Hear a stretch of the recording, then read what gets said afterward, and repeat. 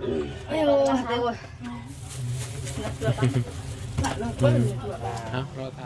เขากินน้ำกันอยู่ได้คนงาน7 คนเนาะจะไปทำอยู่บ้านน้องแดงนี่เขาว่าเขาคาทางให้ก็ว่าสิแล้วตักมื้อตรงนี้ก็ว่าเอาจนแล้วคันว่าบ่แล้วมื้อนี้มันอื่นก็ไปอ๋อถ้าว่าบ่แล้ววันนี้แม่นมื้ออื่นไปอีกมาอีกเนาะใส่อยู่เป็นเบาเราถีบไฟฟ้ามาบ้านนี่รุ่นว่ามีความมั่นใจเลยว่ามีจักเปอร์เซ็นต์ที่ว่าจะเป็นครอบครัวเฮาจักว่า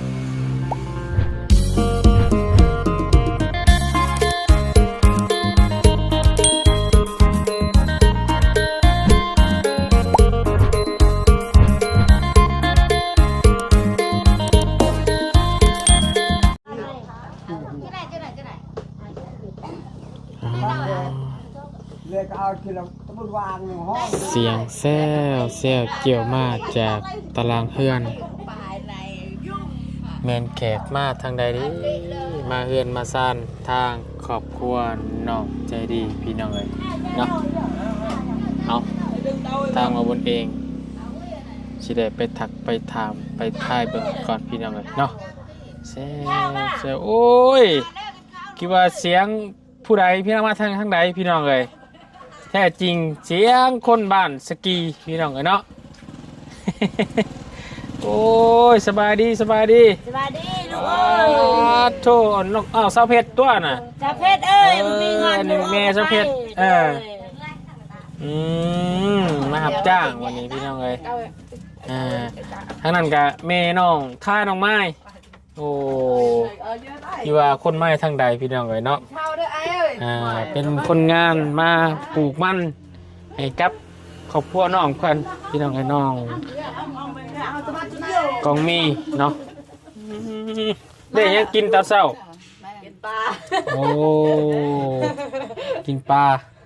อาหารเห็ดกับเห็ดมีเฮือนนี่บ่แม่กองมีค่ะอ๋อน้องกองมีคุณไปทางใดล่ะลางนาดูชาวเพชรก็มาเนาะ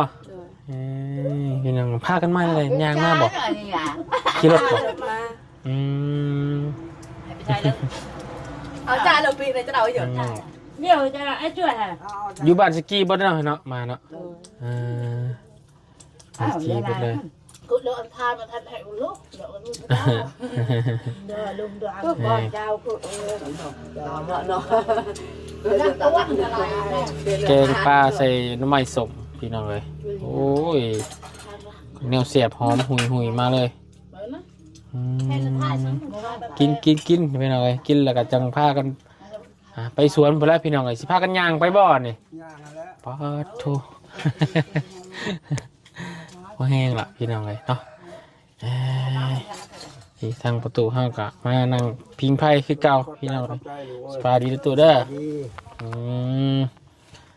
คนงานมาจะค้นมานี่เขาก็ได้บอก8 คน6 คนบัดสังเกตนี่เนาะ4 6นี่แหละเพราะว่าไปหาน้องแดงกับเข้ากับข้าวเวียดกัน7 คน7 คนเราจะได้10 คนมาได้ซ้ำเนาะไม่ได้เขามีแต่ข้าวเวียดมันเขาว่าจะปลูกกันยามนี้ปัจยามเขาเวียดกันเหนื่อยลายบอดลายมงเขาเห็ดเหนื่อยบอกว่าสิได้ลายอยู่ก็มันบ่มีคนเหนื่อยเราจะมีก่อนถ้าว่าบ่แล้วมื้อนี้ก็มื้ออื่นอีกต่อเหนื่อยพี่น้องเลยเนาะก็เห็ดไปเนาะซ้ำ7 คนนี่ก็ว่าสิแล้วอยู่เนาะบ่แล้วดอกเนาะบ่แล้วคือสิบ่แล้วเพราะมันสู้บ่ได้มันแดดด้วยเพราะว่ามันแดดแห้งล่ะมีการพักผ่อนนะไปถึงทามันลมเนี่ยมื้อเท่าไดพอจ้างมันน่ะมื้อแสนเนาะบ้านเขาชนลายมันแล้วนะเขาบ้านน้องแดงเข้าไปเขาได้เป็นคู่คือเฮาคนเขาฮู้จังได๋ว่าเฮาสิจ้างเฮาไปหาบอกเพิ่นบ่ฮู้แล้วไปหาบอกบ่หรือว่าส่งข่าวไปบ่ชกบ่แล้วไปหาเขาแล้วไปบอกแต่ละเฮือนเขา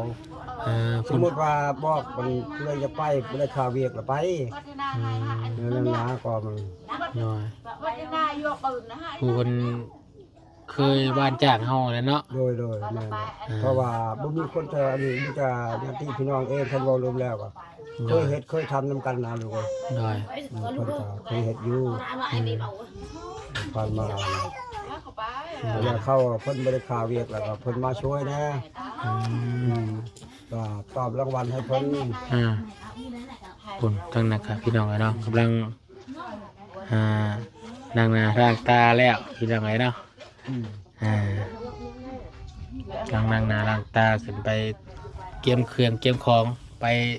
สวนไม่ให้ไปแล้วพี่น้องไอ้ประจำเนาะทางน้องกองมีเพิ่นนี่ประจำประจำเกือบสวนมันต้นสวนนี่แหละพี่น้องไอ้เนาะประจำพี่น้องไอ้เนาะตอนนี้ในเวลากับ7 โมงกว่าทางร้านเพิ่นก็แม่นไปโรงเรียนแล้วเมื่อกี้พี่น้องสวนทางกันอยู่เนาะทางน้องแตงจริงกะสอนกับน้องชายเท่าดาวอนเนาะน้องเลี้ยงกี่คนเดียวพี่น้องเนาะแต่น้องใจดีในบ่าวไปส่งเนาะเพิ่นคิวทีบ่ไหวบ่สบายบ่ยางซ้อน โอ้ยางซอดแล้วก็เราไปแต่เราเองยางซ้อนเราไปบ่ได้ยางรถซอดยางหัวพี่น้องเอาพี่น้องเนาะทางวันเองก่อนเดือนเด้อพี่น้องเดินกาตักทานสบายดีพ่อแม่พี่น้องสบายดีเพื่อนกันวัดชิโคทุกคนเป็นภาพบรรยากาศยามเช้าเนาะเป็นทางบ้านสกีเนาะเพิ่นมารับจ้างปลูกมันบ้านนอก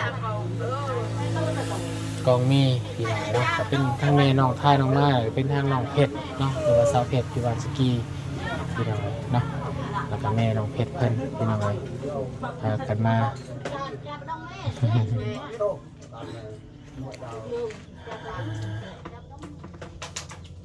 เนี่ยจะใส่ตรงตัวก็ตาไปดอกหน้าไปแนวแล้วตามเดียวตามปลัก lại là chỉ đi này rung lại là rung có đại không รถหัวบ่สอดซ้ำเนาะไปจอดเอาจอดอยู่ใช้ได้เนาะมีบนจอดบน dân không có บนจอดรถจักรเลย ở mi vô vô thì dân không có cho ว่าซื้อนั่นจอดเอาได้ ชื่อมาจอดเอาเนาะ จอดเอาจอดลองบอก จอดไอ้จอด เขา ทำ ไป ไม จ ได้ อดดอกแถวเฮานี่เขารู้จักสอดนึงแล้วเขาไปจอดเขาให้เปลี่ยนเลย บ่คือบ่คือ กี้เขาจอด แต่ข้าวตะกี้เนาะจอด เขาจอด10,000 3,000 5,000เดี๋ยวนี้เขาไปจอดกันหัวแล้วนึงแล้วเขาเปลี่ยนออกเลยเด็กรถถีบยันเขาบ่มังซะนี่เลยก็จะมึงให้ไปมันลงมือในก่อนซื้อยางจอดลงแต่มันบ่ติดสายมันบางๆสายบางบ่ติด นี่สื่อใส่มากแล้วเนาะสื่อใส่มันสื่อใช่ป่ะเนาะบันดงมันมีขายยันเขาปิดกับจีนเมืองนี่เดือนเวียดนี่เลยไปเรื่องก็มันหัวเลยเพราะอยู่ที่มันบางเลยยานบาง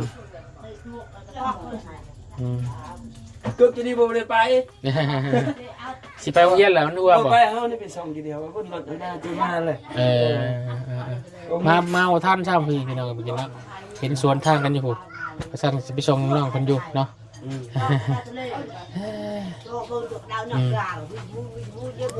อิ่มแล้วบ่น้องเพชรอิ่มแล้วปัดตอนเที่ยงเนี่ยมากินข้าวพี่ขี้เก่าป่ะแม่บนเรากินข้าวสวนเลยมากินอยู่พี่เนาะ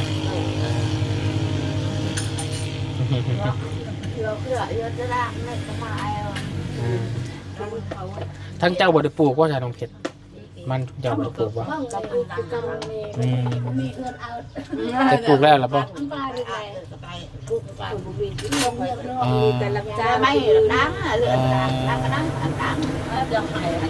พี่ไปหารับจ้างมาซื้อข้าวกินเรามาเรียกน้ำก็เป็นอะไรเดียวนะ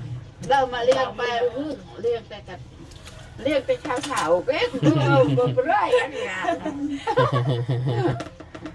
จะเรียกไปหน่อยแล้วไปนู่นเรียกแต่ชาวอันจะเปล่าเรียกไปไหนวะ เขานี่แม่นเอามาแต่เฮือนเวลาเขาเนาะของอาหารกับอยู่เฮือนคนยาก เรากลัวเลยได้บ่เป็นหาเจ้าดู ทั้งแม่น้องท่าน้องมานี่ลูกบ่ได้มานำบ่ลูกสาวบ่ได้มานำบ่ หาทำไม ไปหาหน่อไม้ โดย บ่ได้อยู่ซื่อเท่านั้นครับพี่น้องเนาะ จะได้ตัวนะเอ้ยเอาเราถ่ายสักหน่อยพี่น้องเลยเนาะเราจะพากันไปน้ำในแม่น้ำมาเขาน้ำแม่น้ำมาเองชวนอาหารการกินเมนอยู่กับเพื่อนน้องก็มีผันพี่น้องเนาะทั้งเท่าแก่เขาเรียกอะไรบ่เท่าแก่ชวนมัน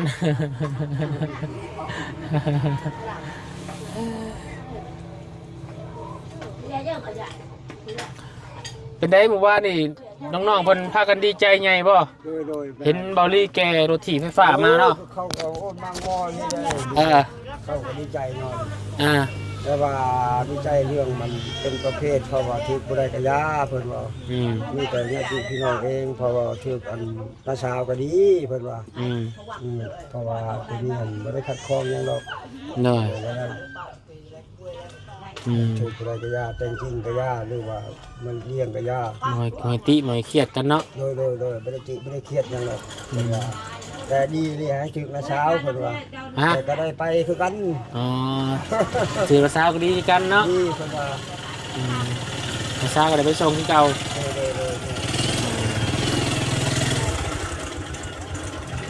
ง่ายๆทั้งประตูเพิ่นนี่ถือผู้ใดก็บ่ให้น้อยใจถือผู้ใดก็ให้ดีใจกันเบิดเนาะก็แม่นเฮาเป็นครอบครัวเดียวกันเนาะเป็นครอบครัวเดียวกันแต่ว่าก็รุ่นกันพี่น้องโอ้จักสิเป็นของไผดีพี่น้องเนาะแล้วแรกก็พากันตัวพากันว่า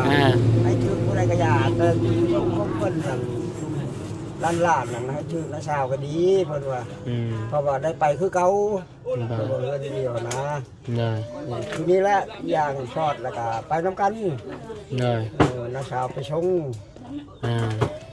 คือกันเพิ่นว่าบ่ขัดบ่คองหรอกเพิ่นว่าดีแล้วหลานเอ้ยว่าถูกแล้วเพราะว่าคนเพื่อนเดียวเด้บ่แม่นผู้ใดครับพูดผู้ใดก็คัดบ่ได้คองบ่ได้อยู่เรื่องที่นี่มันถูกบ่ได้ก็มีแต่บุญวาสนาเนาะสนาก็จะมองให้ผู้ใดก็แล้วแต่เพิ่นเนาะผู้ใหญ่ใจดีพี่น้อง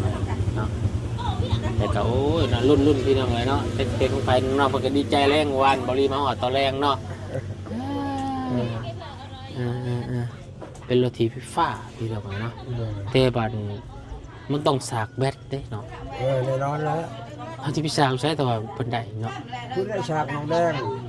บอกว่าฉากอยู่เข้มนี้อยู่งานนี้โตฉากเข้าไปฉากอยู่รอบเนาะให้มันได้มาก่อนพี่น้องเนาะจังว่าคอยว่าเรื่องสากกันเพราะว่าเฮือนน้องแต่งจริงกับบ่มีไฟฟ้าเฮือนน้องใจดีกับบ่มีไฟฟ้ามีหมดรักคุ้มเฮาเลยบ่มีไฟฟ้าเบิดเลยมีเลยเพราะว่าคุ้มเฮานี่มีแต่หาลังเฮือนถ้าว่าเอาเข้านี่แพงบ่พอเคยถามเพิ่นอยู่บ่บ่ได้เคยถามแต่ว่าอีกามได้ยินเพิ่นว่าอ่อนแพงกันแล้วแต่อันพวกนั้นเขาต่อเขามีหมอปัดหมอแบงเขาต่อเขา10 ล้าน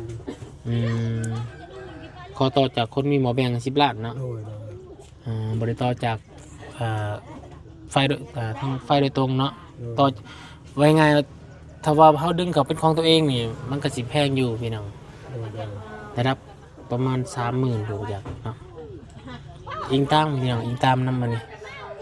เสียกับบ่ฮอดเนาะบ่ฮอดเนาะบ่ฮอดดอกเพราะว่าคือพ่อเนี่ยพอมันไก่เฮือนมันไก่เฮือนบ่ได้ใส่เสาบ่ฮอดดอกสบายเรื่องก็เอาไผเฮาเองแล้วสมบูรณ์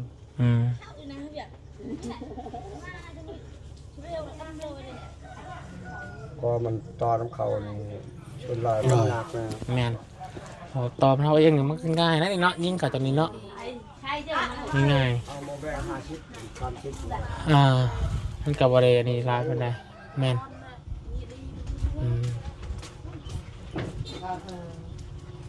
พอคือลามันบริไกลจากเสาไฟฟ้าเนาะ ดึงเข่ากับบคือสิบแพงมันได้พี่น้องครับเราเพิ่นก็ยังหาเงินอยู่ทางประตูกับพี่น้องเนาะเก็บคมเงินอยู่เนาะเดี๋ยวไปถามความพร้อมของน้องกองมีก่อนพี่น้องเนาะ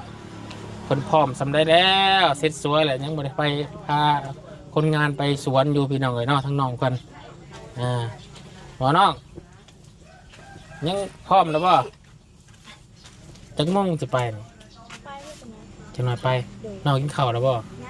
ยังอยู่โอ้ยกินข้าวก่อนแล้วยังไปเจ้าก็ได้กำลังปิ้งบ่กำลังปิ้งปลากินข้าวกินน้ำก็จะได้คนงาน7 คนเนาะจะไปทำที่บ้านน้องแดงนี่ค่ะว่าเขาคาทางให้ก็ว่าสิแล้วจักมื้อจ้าตัวนี้ก็ว่าเอาจนแล้วคันว่าบ่แล้วมื้อนี้มันอื่นก็ไปอ๋อแต่ว่าพอแล้ววันนี้แม่นมื้ออื่นไปอีกมาอีกเนาะใส่ยุ่งสาเพียงเลย7 คนเนี่ยน้องคิดว่าประมาณจักมื้อสิแหละได้ประมาณ3 มื้อ3 มื้อเบิ่งมื้อนี้แหละคันว่าเขาปลูกไว้แล้วได้2 มื้อเดี๋ยวคุณสิลองไล่เบิ่งเนาะ3 มื้อเป็นไง7 แสนเนาะ7 คูณ 3 7 3 11 2 ล้านเนาะแต่ว่า3 มื้อได้2 ล้าน2เงิน5 ล้านก็เหลืออยู่ล้าน 9เหลืออยู่ล้าน 9จากพอดเป็นสิพอวะเนาะพอแล้วก็แจงเป็นพอดกับหัวมัน2-3 ล้านไปจากเนาะพอดให้เป็นยังเนาะเป็นไห้แล้วก็เป็นแล้วเป็นป้าเพิ่นจะบุกเบิกเนาะบุกเบิกใหม่แพงพี่น้อยเนาะได้รุ่นน้ำกันก็สิกับบุกบักเซนกระเฮ็ดไปเบาบางแน่เนาะเบาได้ไปน้ำแน่ที่เดี๋ยวมีพี่แง่มันมาซอยมามันนี่ร้านไปโรงเรียนแล้วเงียบเนาะปกติร้านมันอยู่เดี๋ยวแซวพี่น้องเลยร้านไปโรงเรียนล่ะน้องอันนั้นพี่น้องเนาะเห็นบอลถีบไฟฟ้ามาบ้านเลยรุ่นว่ามีความมั่นใจเลยว่ามีจักเปอร์เซ็นต์ที่ว่าจะเป็นครอบครัวเฮาจักว่าบ่อยากขาดวางเนาะบ่ขาดวางแล้วก็บ่ผิดหวังพี่น้องเอ้ยเนาะเพิ่นให้ก็เอาบ่ให้ก็บ่ยังเนาะขี่เป็นอยู่บ่รถถีบฟ้าจ้าไม่เคยรถถีบเลยรถถีบขี่บ่เป็นลองแล้วมือบ้านไปนั่นน่ะบ่เป็นว่านว่าจะขี่ไปปอนบัตรเป็นจักโอ้ยพี่น้องเอ้ยใช้ปิงปลาใหม่บ่ได้จักปิงปลายังหั่นเนาะปลามันปลามันโอ้ปลามันจวดเนาะกับข้าวว่าตัวกับข้าวน้องเฮ็ดนี่เฮ็ดเองบ่เนี่ยกินเนี่ยแกจะไม่สมเฮ็ดเองบ่เฮ็ดเองนี่พี่น้องเงินครัวเรากับป้าเวลาสิเขาก็ต้องไม่แบบนี้แหละยามเดินซีนหาเนี่ยไม่ว่าแล้วเนาะทำเขาเตาอบพี่น้องครับนี่กับบทต่างกันยังเตาอบนะเขางานนี่แม่นขออนุญาตพี่น้องเสียผ้ามาเนี่ยออกไปมันมินชี่อยู่แล้วเนาะมินควันไฟนะพี่น้องเนาะขันว่ายามฝนตกแห้งก็ได้บ่ยามฝนตกแห้งเปื้อนบ่เปื้อน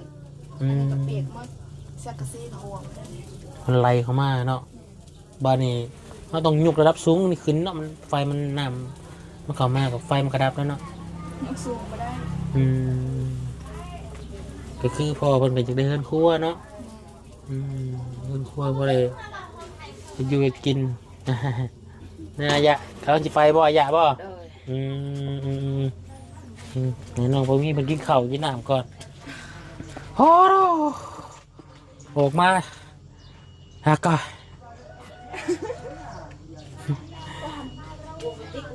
มันมีบอลระบายปันไหนเนาะอันนี้ขนาดย่ำมันเลยพี่น้องเลยย่ำหนาวนะพายุยุย่ำหนาวนี่ย่ำห้อนหรือพี่น้องเลยเนาะ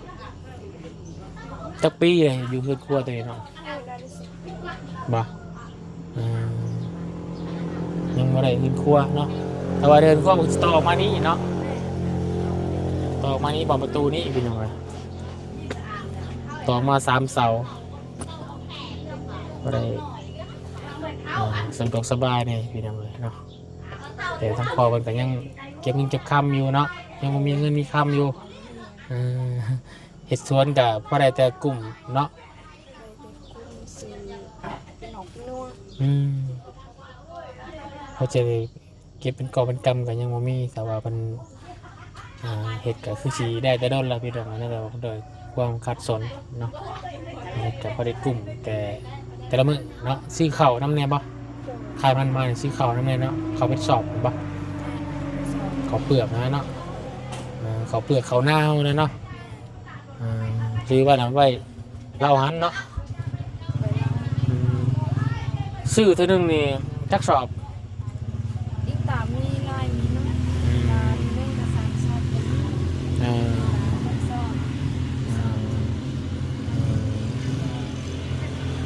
มีเงินไปก่อนลายก็ซื้อไปละลายไว้เนาะกุ้มบ่กุ้นหอนย่ำฝนบ่ คุ้มได้ มีแต่ว่าหาได้มาได้แต่คอยซื้อไปเนาะ ได้ก็ได้กับซื้อ แบบบ่ได้ตายโตได้เปรียบเนาะคือบ้านเฮาหาว่ายังเฮ็ดหน้าแบบเขาเต็มเหล้าเลยนะพี่น้องบ่ได้ซื้ออันนี้เพราะว่าได้มายามใดก็ซื้อขอทยอยซื้อเนาะขายมันขายยังมาคอยซื้อไปใช้ลองกินข้าวบ่แม่ ไว้ก่อน อายกินข้าวบ่อายแล้วเนาะเอ้าทางทีมงานยังบ่เคยถ่ายจากกินข้าวอยู่เถื่อบ่เคยบ่เห็นบ่ ได้ค่ะทานมาแต่สวนค่ะกินแล้วแล้วก็แล้ว น้องคนอายกินข้าวมีจังไดเนาะเอาไม่แต่ให้น้องกินข้าวซะเนาะอย่างน้องคนฟ้าไปเวียกพี่น้องเลยเนาะพาคนงานมันไปเวียกไปงานในพี่น้องเลยเนาะจะได้ก็สู้ๆได้เดี๋ยวลุ้นกันว่ารถที่จะเป็นของไผ่พี่น้องเลยเนาะ บางทีจะเป็นของพยายาม ยามันบ่ ให้ร้านได้ ร้านใดก็ดีใจเนาะ แม่ เนาะพี่น้องเลยเนาะกะ ได้ก็ขี่ลูกเป็นแล้วลูกเรียน อยู่เป็นแล้วเนาะ โอ้ย ป้าจะโอเคต้องละสบายดีเด้อบรบกวนหลายภายเราเพิ่งเข้ากินน้ำก่อนพี่น้องเลยเนาะอย่าคนไปฝากไปเวียกไปงานน้องกันอยากได้พี่น้องเลยเนาะอยากกี่บ้างเนี้ยอะไรพี่น้องเลยที่กินอยู่นี่เลยป่ะเนี่ยโอ้กินอยู่เพื่อนยังครัวเราพี่น้องเนาะ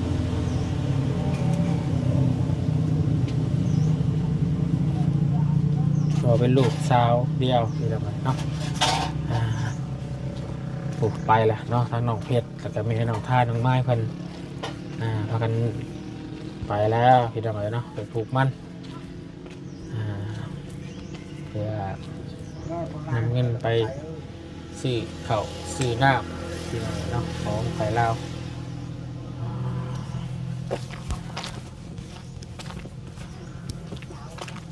แค่ในมือนีบแดดพี่น้องเลยเนาะคือสิเขากับบรรยากาศของคนงานเพิ่นเนาะ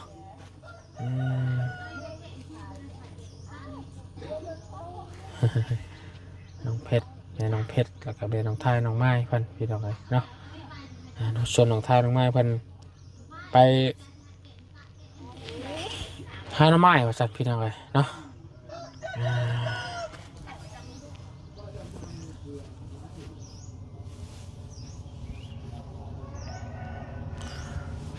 โอเคพี่น้องเนาะสำหรับคลิปนี้ทั้งหมดก็จะขออนุญาตจบคลิปลาพี่ลาน้องลงเพียงสามีก่อนเดี๋ยวพบกันให้คลิปหลังกันแหละกันพี่น้องเนาะคลิปนี้ก็ขอขอบคุณขอบใจของพี่น้องFCเบิร์ดสุขุสุขคนพี่น้องที่ให้เกียรติติดตามและรับชมเป็นกำลังใจให้กับเราบุญสารวัตรต่อมาเนาะสำหรับคลิปนี้ไปแล้ว